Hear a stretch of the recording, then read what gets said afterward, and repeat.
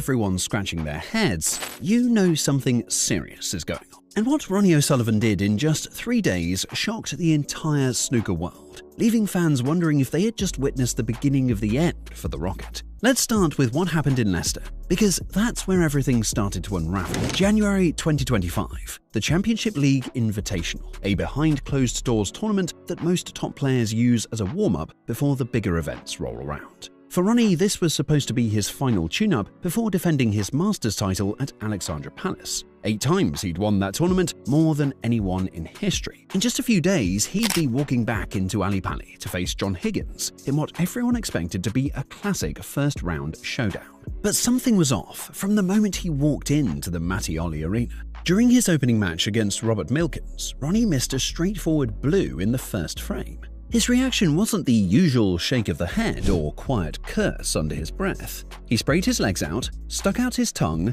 and looked like someone who genuinely didn't want to be there. The commentators picked up on it straight away, noting how fractious and vulnerable he seemed. As the match went on, things only got worse. Ronnie was playing terribly by his standards, losing frame after frame. By the time he walked off after another defeat, he'd lost 4 out of 5 matches in the group stage. And then came the moment that changed everything. After losing to Milkins, Ronnie O'Sullivan, the man who'd made over 1,200 century breaks in his career, deliberately snapped his snooker cue in half. He snapped it on purpose, in a fit of rage. The commentator summed it up perfectly. He was absolutely furious with nothing but himself, just the way he was playing, with things not going right. He clearly didn't want to be there and made the decision to withdraw. With 1 match still left to play, Ronnie walked out of the tournament, just packed up and left. Now, here's where it gets interesting. This was less than 72 hours before he was supposed to defend his Masters title. Think about that for a second. The 8-time champion of one of snooker's most prestigious tournaments, the defending champion, had just broken his cue and walked out days before his first-round match. The snooker world held its breath, wondering what would happen next. 2 days later, on Friday, January the 10th, the World Snooker Tour made an announcement that sent shockwaves through the sport. Ronnie O'Sullivan had withdrawn from the 2025 Masters on medical grounds. The defending champion wasn't coming. The 8-time winner, the biggest draw in snooker, had pulled out just days before the tournament started. John Higgins would now face Neil Robertson in the opening round instead. Fans who'd bought tickets specifically to see Ronnie play were left disappointed. When Ronnie finally spoke about what happened, the emotion in his voice was clear. He admitted it was a nightmare decision to pull out, but after snapping his cue, he knew he couldn't play. The frustration had been building, the shots weren't falling, and something inside him just snapped along with the cue. Obviously, I wouldn't be doing my job if I didn't ask you about your withdrawal. Was it a tough decision? Yeah, it was a nightmare decision, really, to make. You know, if you'd have asked me Sunday was I ready to play, I probably would have been okay to play. But it's such a massive tournament, and I've obviously been on this 3-week trip away playing, and I just think I just exhausted myself. You know, a lot of pressure while I was away, and I just think the build-up of all that kind of just got a bit too much, really. So yeah, I mean, I lost the plot on Thursday, snapped my cue, so that's unplayable. So yeah, I just knew that at that moment in time the right decision was to not play, and such a big tournament, I thought, you know, that whoever was going to come in should have at least had a couple of days' notice, you know.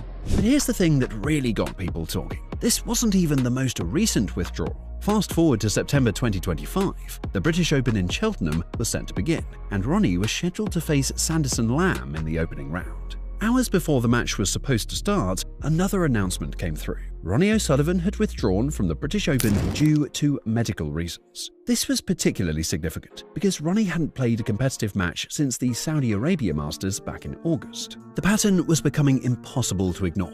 In fact, Ronnie had already told people exactly what his plans were, and it explained a lot about why he was picking and choosing his tournaments so carefully. Ronnie had moved to Dubai. The decision came after his crushing 17-7 semi-final defeat to Zhao Xintong at the 2025 World Championship. Standing in the Crucible interview room after that loss, Ronnie admitted he was heading straight for the biggest crossroads of his life. So, he made a life-changing decision. He relocated to Dubai with his partner Layla Ruas. This was strategic for someone clearly winding down his career. When Ronnie spoke about his future plans, he laid it all out. A lot of his work was now in China and the Middle East, so being based in Dubai made sense. The jet lag from constantly flying back and forth from the UK had been killing him. And then came the bombshell that really shocked everyone. He probably wouldn't play the Masters in 2026, the tournament he'd won 8 times, the event that had helped define his legendary career.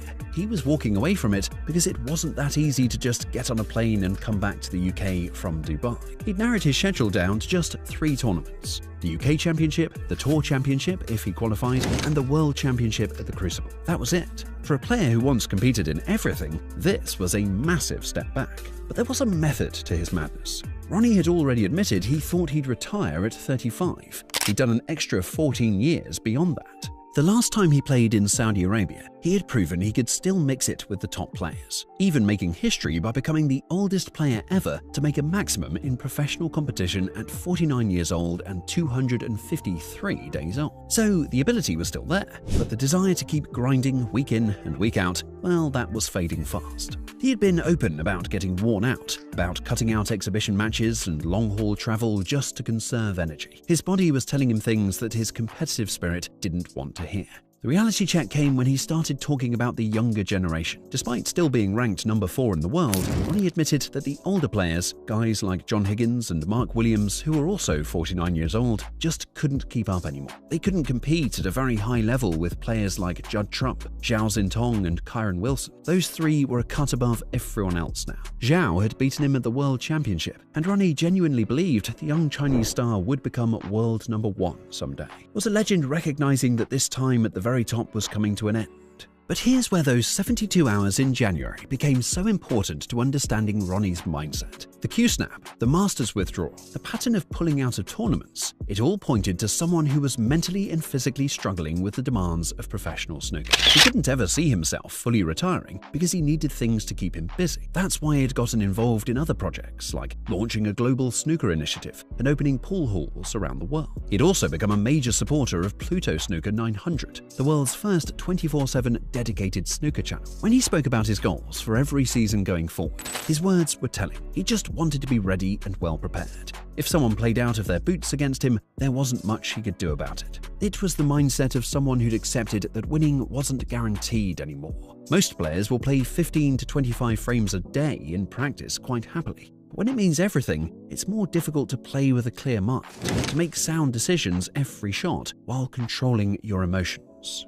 And that's exactly what had failed him in Leicester. The emotional control, the clear mind, all of it had broken down. The Masters withdrawal that followed was about Ronnie recognizing that he wasn't in the right headspace to compete at that level. He'd been unhappy with the conditions at Alexandra Palace during his title-winning run in 2024 anyway. Looking at everything that's happened since, from the British Open withdrawal to his Dubai move to his drastically reduced schedule, those 72 hours might have been the moment when Ronnie truly accepted what his future would look like. The Masters withdrawal looked like a disaster at the time.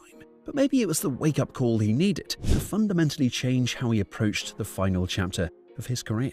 So what do you think? Did Ronnie ruin his career in those 72 hours? Is this the beginning of a sad decline or a smart exit strategy?